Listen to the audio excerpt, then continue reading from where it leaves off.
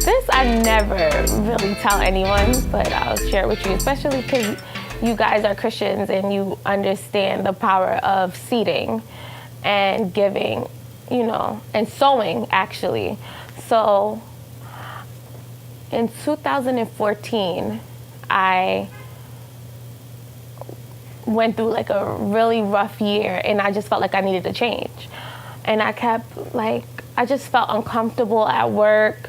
I was in school, I got my bachelor's in social work, and I did my internship, and I just was like, I'm not sure if that's the route that I really want to go in, but I did like social work because I like to help people. So I took a couple trips to Georgia and had like, you know, some interviews lined up and everything.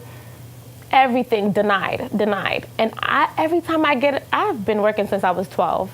I've always gotten a job. So it was like heartbreaking, flying down and taking the bus back. And I'm like, God, what is going on?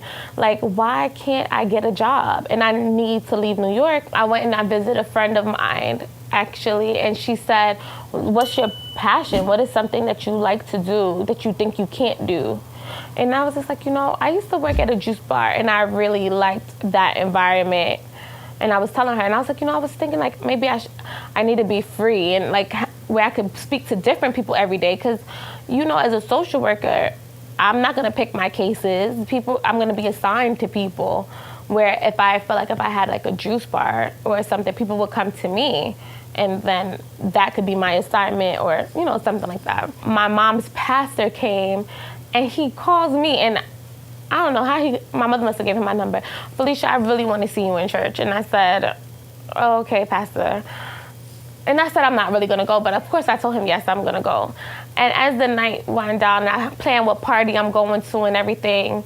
And I was like, you know, I don't feel like going to no party. I'm just going to go to church. And I end up going into church. And when I was sitting there, literally, I know this sounds crazy, but God was like, I heard the Spirit, or I really was like, you know what, I have to give $500 today. And you wouldn't believe that he said, somebody in here has to give me $500, to sow $500. And I couldn't believe it.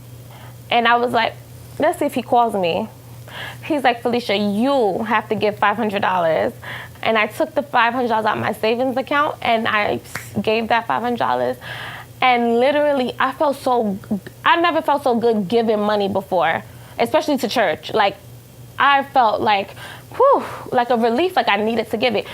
All up until the point where he said he's building a church in Africa, and he need how much people now to give him $50 a month for 1 year. And I knew I needed to do it as well. I never even went back to church, but I quick paid him every month.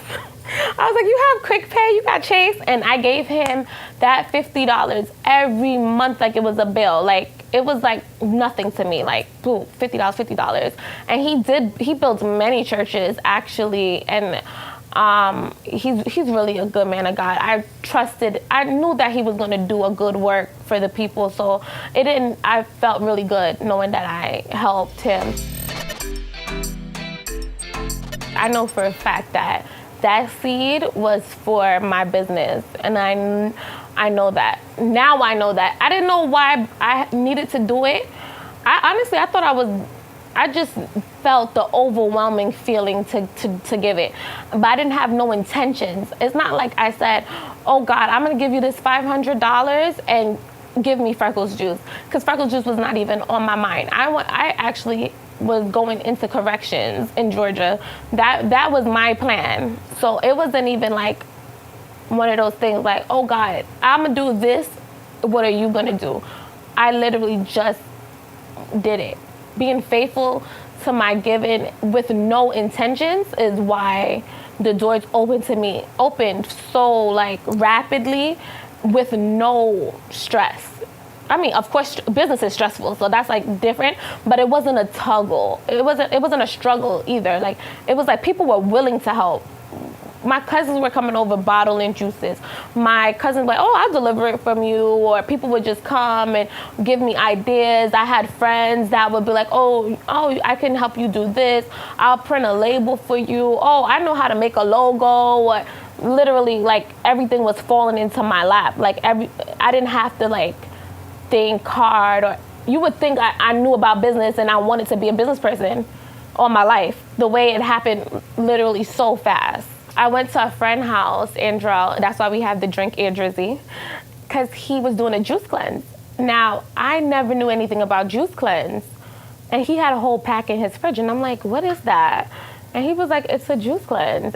He was like, it was on sale for the new year. I said, stop. How much was it? He told me like $200 on sale. I said, are you crazy? Do you know that I can make that juice? And I went the next day, I kid you not. My supervisor actually quit the social work job that I was working and started working at a kitchen supply store and gave me 50% off on a juicer that we still use, actually. I said, let me see the juices that you got. And I bought those products, and I'm like, oh my gosh, what I'm gonna put it in. And I just remember I was in Target, and I saw mason jars on sale. And I was like, oh, this is whatever. And I just got mason jars, and I put them in the mason jars. Like, no thought, I didn't plan it out or anything. And I gave it to him, and it was so pretty. The colors, the beach juice with the green and the carrot. And it was green, gold, and red. Like, it was just like, oh my God, it looks so reggae. It's so cultured. And we called it the Marley cleanse right then and there. And he put it on Instagram, and I went from like having, first of all, I had a secret page because I was like, I'm not really on Instagram. That's how I even came up with the name for the juice bar, because I was undercover, people watching on Instagram as Freckles Juice, not Felicia.